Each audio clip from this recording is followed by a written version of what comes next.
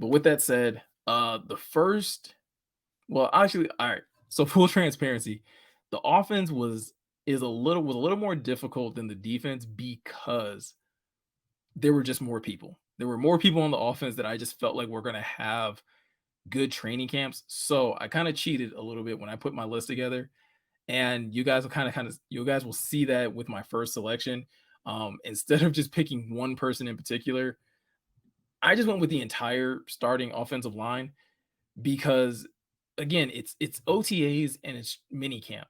There's not a lot of contact. There's not a lot of physicality that's going on during this time. And so there wasn't a lot said about the offensive line in general. The only thing that I think that was notable about the offensive line that was coming out during OTAs and minicamp was that Big V was out there, right? After, having his back surgery last year and kind of admitting that he was mulling retirement, that he was out there with the starting guys and that he was taking those starting reps.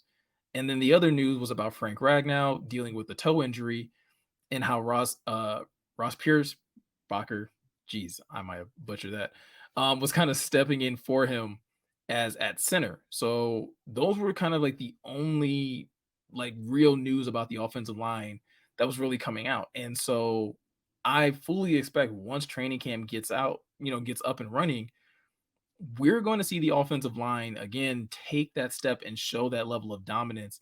And as much as I'm concerned about the defensive tackle and the defensive line group, this is what they're going to need. They're going to need to constantly, run up against this high caliber offensive line to get better. Because if they can hang with this offensive line, there's no reason to think that they shouldn't be able to hang with other offensive lines in the NFL.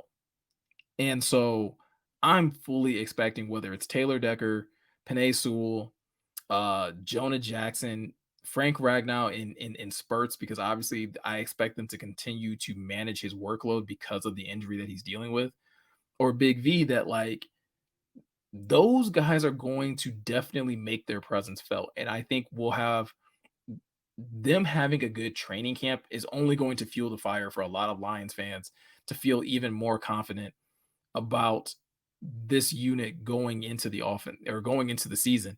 Um, this offense is heavily reliant on the run game and the offensive line being solid. So there's no reason, again, for me to not think that once training camp kind of kicks off, we're going to hear a lot more about the offensive line, and we're going to hear about those guys. I'm expecting from day one, right, from those guys to be clicking. And the biggest thing is that again, those guys just need to stay healthy. We've yet to see that unit, that starting five of the offensive line, um, go through an entire season together. And even without that, they've still been, excuse me, very good in spurts throughout the season. So um, that's the first group of players that I expect to be, really kind of shining during training camp once it kind of really kicks off. Um, Next on my list is another group of players, and it's the top three running backs. And I've specifically put the top three because I didn't want to leave Craig Reynolds out. Um, I know, some of us feel like RB3 is kind of up for debate. And I feel like that kind of is a little disrespectful to Craig Reynolds because Craig Reynolds has found a way to stick around the last few years. As someone who was kind of signed like late in the season and then, back in 2021 and then kind of really carved out a role for himself and then went into training camp and still went out there and proved that he deserved to be RB3. Um, I think once training camp kind of gets up and running, Craig Reynolds is immediately going to start to remind people why he's been on the team the last couple years. I know there's a lot of people that are, expecting Mo Ibrahim to have a role on and possibly be in the running for RB3. I just don't see it happening. I know there's been some good things about Jamar Jefferson here and there, but probably not enough for him to overtake Craig Reynolds for RB3 either. So I fully expect Craig to be able to come into training camp and do a lot of the same things that he's done the last 2 years to earn him a spot. We heard about it on Hard Knocks last year when Deuce was kind of talking to them and they were trying to figure out what to do with Craig. And Deuce was kind of like, yo, if you cut Craig Reynolds, you're going to have a whole lot of pissed off offensive linemen. Right. So not only has Craig endeared himself to the coaching staff, but like the offensive line loves him as well. So, um, I know, like I said, I think he kind of gets overlooked. Um, and I don't know if it's just because maybe he was injured last year, he didn't get to do a whole lot that people are just like, oh, well, Craig probably will be up like fighting for his job. But I think once pads go on, once there's live running drills and running plays, Craig's going to immediately remind a lot of people like, no, there's a gap between him and the next guy for RB3.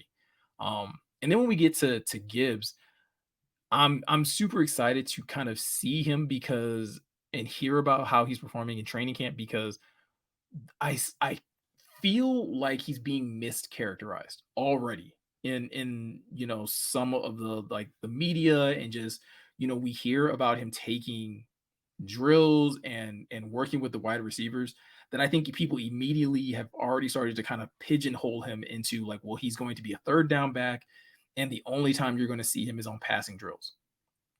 I think more than anything, Jahmyr Gibbs is going to prove that to be false, right? I think once they get pads on, I don't like. Don't get me wrong. I don't expect them to run him like he's Marshawn Lynch and just run him on dives and wham plays and run him up the middle. But I do think they're going to try to. And Scott Montgomery, the running backs coach, kind of mentioned this. Like they're going to have to get him accustomed to the NFL's level of physicality.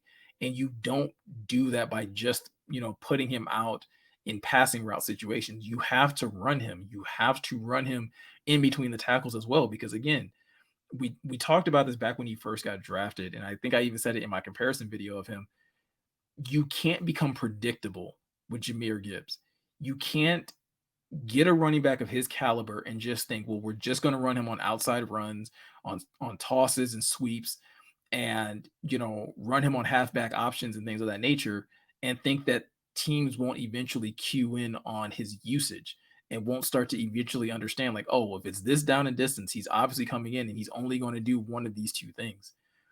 They have to get Jahmyr Gibbs going and getting him accustomed to physicality early in training camp so that he can hit the ground running in the regular season and be ready to be used in every facet, right? And not be limited to a couple plays here and there, or be limited to only a couple formations. If I really do feel like if the Lions do that with him, they're really going to be handicapping their offense because I think Jahmyr Gibbs is capable of doing more. A lot of people again are drawing him to the Alvin Kamara comparison, and the one thing that I think is interesting is that, like, if you watch how Alvin Kamara is used, he doesn't just do outside runs and he doesn't just catch passes. Like, he runs up the middle on certain plays and he's willing to be physical. If you want Jahmyr Gibbs to be truly effective in the NFL, obviously I understand protecting him for the longevity of his career. You still have to mix in those other types of run plays. You cannot pigeonhole him into one style of running. And David Montgomery is the next running back, and he's the one that's probably going to be taking over the Jamal Williams role, where he'll probably be, dominating a lot of those early down runs and a lot of those short yardage runs. Well, right now, the biggest thing for David Montgomery is once training camp comes around, he needs to be healthy. He needs to be ready to take on that level of workload if for no other reason, like I just mentioned, some people are going to be worried about Jahmyr Gibbs taking on too many carries and taking too much punishment. Well, in order to alleviate that, David Montgomery is going to have to be available. And I think once he is, I'm really excited to see how drastically different or how much his level of play elevates playing behind this offensive line. Because we've talked about it, we've heard about it. The Chicago Bears offensive line couldn't hold a candle to this offensive line. And so there's so many reasons to believe that when David Montgomery gets into training camp and he's able to finally be healthy and be able to fully participate in training camp, I'm expecting fireworks from him and really to be able to show, another gear that this offense was missing, even with Jamal Williams and even with Jamal doing some of the things that he did very well for this team, but just showing just another level and being able to, pick up a few more yards, being able to break a few more tackles, um, and just add a different level and a different gear to this offense in the run game. Um, I spent a lot of time on that one. So number 3 on the list, I probably won't spend as much time on, but it's Sam Laporta. And Sam's been like has been the talk of the town throughout, OTAs and minicamp. So there's no reason to believe that he won't continue to kind of turn heads once training camp gets here. My biggest thing is like I want to see how Sam and I expect Sam to really kind of turn heads with how he handles physicality. Again, OTAs and minicamp, you don't get to see a lot of that. And so in some cases, it's like, oh, okay, he should be able to show out in this regard. But I'm really interested to see like what he's able to do. And I think he's really going to, again, kind of ooh and ah, coaches and the media and other players and his teammates once they get into live tackling and just being able to showcase his ability to break tackles, to be able to make people miss in space and do what he's been continuing to do so far um, in these offseason workouts, which is beat people in coverage. Even with guys probably being physical with him, I'm still expecting Sam to just outwork guys and be more physical and just take that next step in his development early in his career. So Sam Laporta is the third player, I guess, on this list. Like I said, even though I've kind of already listed like more than three, but Sam Laporta is kind of next on my list in that regard. Um, Number four on my list is another tandem. And this is because I feel like both of these players are literal mirror images of each other. Marvin Jones and Antoine Green are two, slightly bigger wide receivers, both of them being 6'2", both of them primarily, specializing in deep routes and jump ball situations. And we didn't hear a lot about either one of them, right? During OTAs, we didn't hear about them really turning heads or really, making a splash one way or another. But I think once we get into training camp, once they're able to, like the corners are able to be more physical, and Jared Goff is going to have to make more of those 50-50 ball type throws, I think that's when Marvin Jones, who has done this throughout his career, is really going to kind of showcase himself. And I think Antoine Green, who made a living at North Carolina with those types of plays, is also going to do the same thing. And I think that's when they'll be able to really collaborate as a vet, coaching up a rookie on how to properly go about attacking a ball and using your size and using, your athleticism on these deeper routes to be able to come down with difficult, passes thrown their way. So Antoine Green is someone that I'm really excited about. Like I said, we didn't hear a ton about him. I was watching a stream from Pride Detroit, and I think Eric Schlitt said, he was kind of working with some of like, third team, third string, teams and things like that and team drills. But of those guys, of those receivers, he looks like the most NFL ready. And so I'm interested to see like once they kind of get into more 11 on 11 situations, once we get into preseason and things like that, if that continues to ring true, if he continues to kind of separate himself and really, you know, make a push for that wide receiver 6, 7 spot, depending on how many wide receivers the Lions are trying to keep, but really giving them a reason to think about keeping him, just to give them another big body wide receiver that they can use again on deep routes, especially once JMO's, uh, going through his suspension and not going to be available for those first few weeks. I think having someone like Antoine Green and getting him accustomed to working with Jared Goff would just be for the betterment of his young career and it's just again for the longevity of his career as well.